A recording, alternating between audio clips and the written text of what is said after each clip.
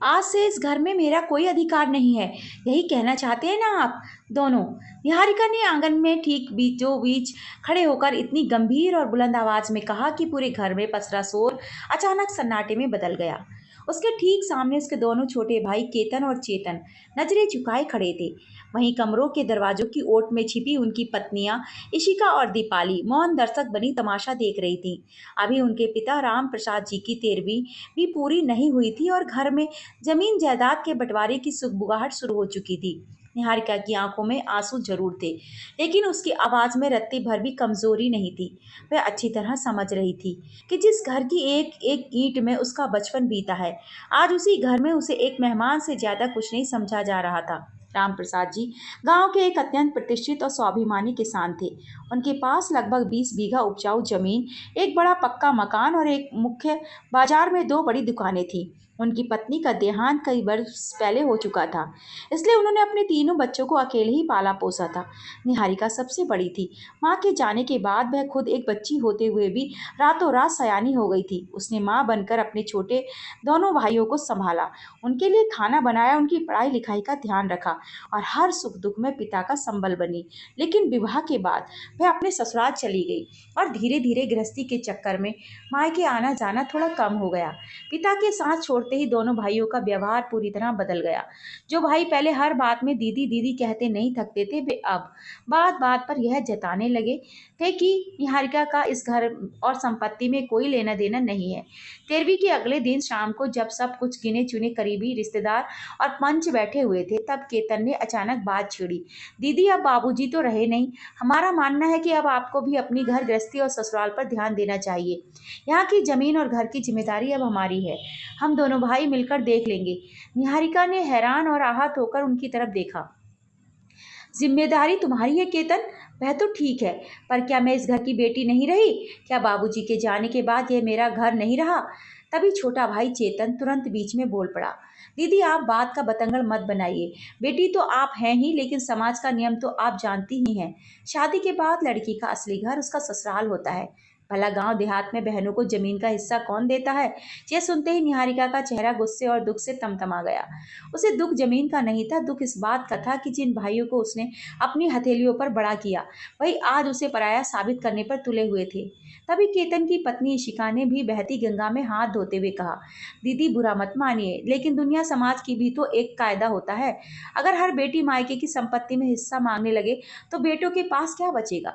उनका परिवार कैसे चलेगा? निहारिका ने तीखी नजरों से इशिका की तरफ देखा और कहा, जब माँ नहीं थी कामना और मैं दिन रात जागकर इन दोनों की सेवा करती थी, तब मैं इस घर की बेटी थी या बाहरी?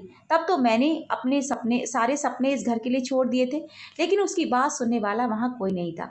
बैठे हुए रिश्तेदार भी चुप्पी साधे रहे, क्योंकि अधिकांश लोग रूढ़िवादी सोच के कारण भाइयों की बात का ही मूक समर्थन कर रहे थे। उस रात निहारिका अपने पुराने कमरे में बैठी देर तक रोती रही। उसे बार बार अपने स्वर्गीय पिता की बातें याद आ रही थी। राम प्रसाद जी हमेशा कहते थे, निहारिका, मेरे लिए तुम तीनों बराबर हो, तुम इस घर की नींव हो। अगली सुबह जब निहारिका भारी मन से अपने ससुराल जाने की तैयारी कर रही थी, तभी गांव के सबसे पुराने और ईमानदार वकील शिव कुमार जी घर पहुंचे। उनके हाथ में एक मोटी कानूनी फाइल थी और चेहरे पर गहरी गंभीरता थी। उन्होंने आंगन में कदम रखते ही जोर से कहा, परिवार के सभी सदस्य एक जगह बैठ जाएं।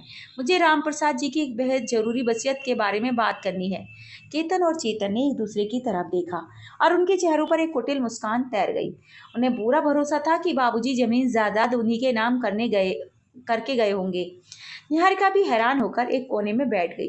शिव कुमार जी ने अपना चश्मा ठीक किया, फाइल खोली और बोले, राम प्रसाद जी अपनी मृत्यु से लगभग 6 महीने पहले मेरे पास आए थे। उन्होंने यह कानूनी वसीयत तैयार करवाई थी और मुझे सख्त निर्देश दिया था कि उनके जाने के बाद ही इसे पूरे परिवार के सामने पढ़ा जाए। चेतन ने उत्सुकता से कहा, वकील साहब जो भी लिखा है जल्दी पढ़कर सुनाइए। वकील साहब ने कागज निकाला और पढ़ना शुरू किया। जैसे जैसे शब्द उनके मुंह से निकल रहे थे, वैसे वैसे केतन और चेतन के चेहरों की हवाइयां उड़ने लगी। वसीयत के शब्द थे, मैं राम प्रसाद पूरे होशो हवास में यह लिख रहा हूँ कि मेरे जाने के बाद मेरी पूरी पैतृक और स्व अर्जित संपत्ति, 20 बीघा जमीन, मकान और दुकानें मेरे तीनों बच्चों निहारिका, केतन और चेतन में बिल्कुल बराबर बांटी जाएंगी। किसी को भी एक रत्ती भर हिस्सा कम या ज्यादा नहीं मिलेगा। बेटी और बेटों में कोई फर्क नहीं किया जाएगा। क्योंकि मेरी बेटी ने इस घर के लिए जो त्याग किया है उसकी कोई कीमत नहीं चुकाई जा सकती। यह नहीं हो सकता, यह सरासर गलत है। चेतन अपनी जगह से उछल पड़ा। बाबूजी ऐसा फैसला नहीं ले सकते। हम इस बंटवारे को नहीं मानते, शिव कुमार जी ने शांत लेकिन सख्त लहजे में कहा। चेतन शांत हो जाओ, यह वसीयत पूरी तरह कानूनी है, रजिस्टर्ड है और इस पर तुम्हारे पिता के हस्ताक्षर के साथ साथ गांव के सरपंच की भी गवाही है। इसे कोर्ट में भी चुनौती नहीं दी जा सकती।